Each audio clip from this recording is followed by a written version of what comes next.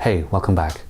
Today I really wanted to think about what's the best way to teach teachers about trauma without getting them distracted with all the technical stuff, and what's the most important thing for them to understand and learn.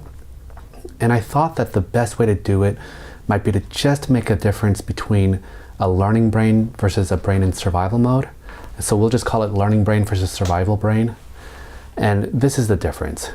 So learning brain is this brain that's open to learning new information, and it's completely okay with ambiguity and grays and vagueness, and it sees the big picture. It like pulls back and is on the balcony, can look over the forest and figure out what's going on.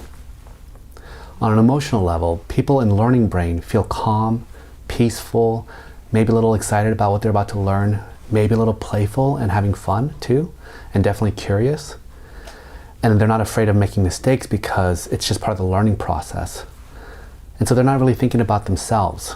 And they actually feel a little bit of confidence that if they just apply themselves, they might pick up what they're trying to learn. Now, survival brain, on the other hand, is completely different. It's hyper-focused on threat. It doesn't like ambiguity. It wants clear, hard facts. It thinks in black and white terms.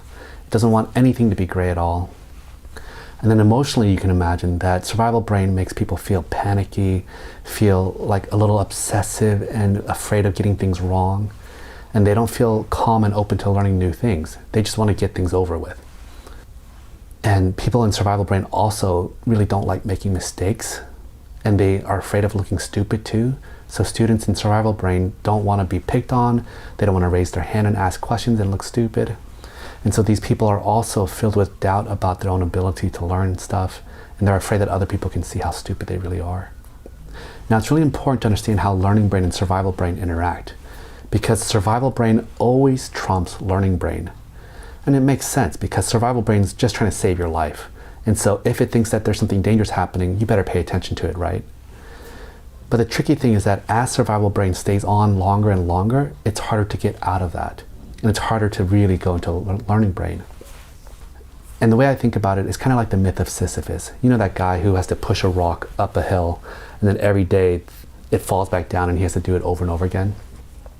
Well, being in learning brain is like being up on the high parts of that mountain. You can see the expanse of what's going on, but it also takes a lot of work to be up there.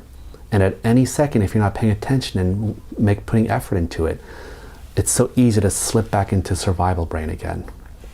And that rock that Sisyphus is trying to push up, well, that's kind of like stress. And the more stressed you feel, the heavier and bigger that rock gets, and it just pushes you back into survival brain quicker. Now, the kicker is that for traumatized people, stress is a really rigid and intense thing. And so with trauma, any little stress makes that rock grow way bigger than it normally would. And because people with trauma misperceive ambiguous situations as threatening and stressful, that rock just stays big all the time. Now, the good news is that the more you control stress, well, the easier it is to be in learning brain, right? Because that rock is a lot smaller. And what I really want to highlight for teachers is that the best way to keep students in learning brain goes back to why I spent so much time talking about attachment. Students best learn when they feel like they're safe and supported by the adults around them. So it's kind of like a baby elephant. You know how like on those nature shows, the baby elephant is like playing with leaves or exploring a tree or something like that and having a lot of fun. And the only reason why they can do that is because there's a whole group of mama elephants around that baby protecting it and looking out for danger.